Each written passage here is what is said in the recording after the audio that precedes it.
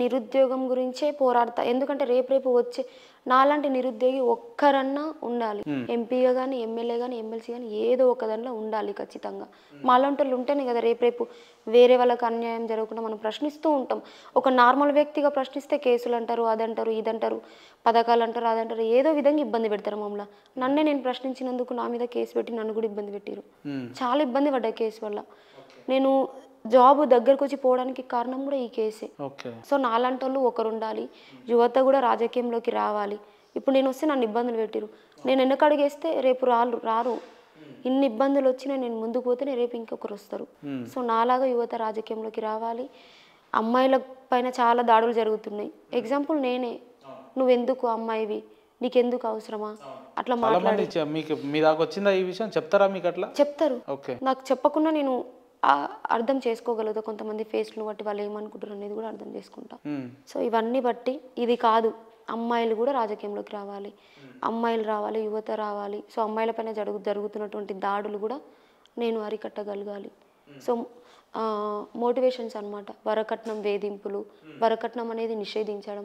So వాటిపైన కూడా నేను మోటివేషన్స్ చేస్తున్నా. సరే, మీరు నిరుద్యోగం అంటున్నారు. గతంలో ఇదే బర్రెలక్క శిరీష అని పిలువబడే ఈ అమ్మాయి ఎక్కడైనా నిరుద్యోగుల సమస్యల మీద పోరాడిన సందర్భాలు ఉన్నాయా? అంటే వెళ్ళినా కానీ కొట్టడం, ఈ పోలీస్ కేసులు అనేసరికి కొంచెం వచ్చేసేదాన్ని వెనకకి.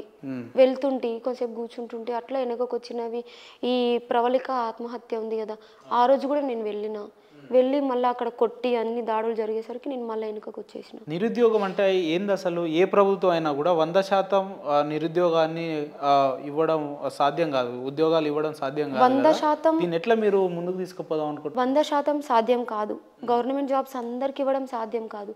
కొన్ని ఉపాధిలు, చిన్న చిన్న ఇండస్ట్రీస్ ఏర్పాటు చేయొచ్చు కదా. కొందరికి కొన్ని దాంట్లో ఇష్టం ఉంటది. ఆ యాక్టివిటీస్ లో వాళ్ళు కేటీఆర్ గారు వచ్చిన తర్వాత ఐటీ ఇండస్ట్రీస్ బాగా డెవలప్ అయింది. వేల సంఖ్యల యూత్ కి ఎంప్లాయ్మెంట్ దొరికిందని చెప్పి అంతమంది కల్పించినప్పుడు మళ్ళీ ఇంతమంది నిరుద్యోగులు ఎందుకున్నారు? సరే, కొన్ని వేల మందికి కల్పించారు, మళ్ళీ ఇంతమంది నిరుద్యోగులు ఉన్నారు కదా.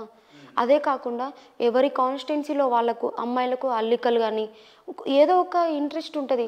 సిస్టమ్ వర్క్, అలాంటి సిస్టమ్లు చేయడం కానీ, చిన్న చిన్న ఫ్యాక్టరీస్ కానీ, అవి వాళ్ళకి ఏది ఇంట్రెస్ట్ ఉంది, ఏది స్థాపించాలి, ఎవరి కాన్స్టిట్యున్సీలో వాళ్ళకు కొన్ని ఫ్యాక్టరీస్ అవన్నీ ఏర్పాటు చేస్తే నిరుద్యోగం అనేది కొంచెం తగ్గించిన వాళ్ళం అవుతాం కదా. సో ప్రైవేటు సంస్థలైనా ఇప్పుడు కొంతమంది సిటీకి వచ్చి జాబ్ చేయడానికి ఇబ్బంది పడుతుంటారు. చదువుకు చేసే పనికి సంబంధం లేకుండా ఊర్లలో చేస్తుంటారు. అదే వాళ్ళ చదువుకు తగ్గట్టు అక్కడ ఏమైనా ఫ్యాక్టరీస్ కాన్స్టిట్యున్సీలో అక్కడ ఏర్పాటు చేయొచ్చు కదా. ఈ విధంగా చేస్తే నిరుద్యోగం అనేది తగ్గించవచ్చు. మనం 100% తగ్గించకుండా ఒక 90% అని మనం తగ్గించవచ్చు. సరే, ఇప్పుడున్న రాజకీయ పార్టీలలో ఆ పార్టీ ఈ పార్టీ అని కాకుండా ఉన్న పార్టీలలో నిరుద్యోగుల గురించి కొట్లాడే లేదా పోరాడే నాయకులు ఉన్నారని మీరు భావిస్తున్నారా? ఉంటారు ఖచ్చితంగా, ఎందుకు ఉండరు? ఉంటారు. ఇక ఎవరో ఒకరు అదిమి పట్టడం వల్ల వాళ్ళు బయటికి రాలేకపోతున్నారు. సో ఇప్పుడు ఒక పార్టీ అంటే రిస్ట్రిక్షన్ ఇది అనేది ఉంటది, వాళ్ళకి కూడా రూల్స్. సో ఆ సిచ్యువేషన్ లో బయటికి రాలేకపోతున్నారు నాలాంటి పోరాట తత్వం ఉన్న వాళ్ళు కూడా నేను అనుకుంటున్నా. సో ఉన్నారా లేదా అనేది ఇంకా రైట్. ఎమ్మెల్యే పోటీ తర్వాత మీ ఓటమిని మీరు ఎలా సమర్థించుకుంటారంటే? నేను ఓడిపోయినా అని అయితే అనుకోలేదు ఎప్పుడు. సో పదవి పరంగా ఓడిపోయినా ఇంత మనుషులు నన్ను గుర్తించి అనడం మామూలు విషయం అయితే కాదు. గెలిచినానే అనుకుంటున్నా. సో పదవి పరంగా గెలవడానికి ఇంకా నేను గ్రౌండ్ వరకు ఇంకా జనాలలో తిరగాలి, నా పైన నమ్మకం రావాలి. సో మిగతా 5 ఏళ్లలో ఆ నమ్మకం వస్తుంది, నెక్స్ట్ గెలుస్తా. ఏదేమైనా ఈసారి జరిగే సార్వత్రిక ఎన్నికల్లో నా పాత్ర అంటూ ఉండాలని చెప్పి మీరు నామినేషన్ వేసిర్రు అని అంటే ఎవరు బర్రెలక్క స్ఫూర్తి అంటే ఏం చెప్తారు మీరు? స్ఫూర్తి అంటే నాకు నేనే స్ఫూర్తి. మామూలుగా ప్రవీణ్ కుమార్ సార్ అంటే కొంచెం ఇష్టం అనమాట. ఏ రకంగా ప్రవీణ్ సార్లో మీకు నచ్చిన క్వాలిటీస్ కొన్ని ఏమున్నాయనంటే స్టూడెంట్స్ కు మంచి చేస్తుంటాడు. సో ఆయన ఇంతకు ముందు గురుకులాలు అది చాలా ఇష్టం నాకు.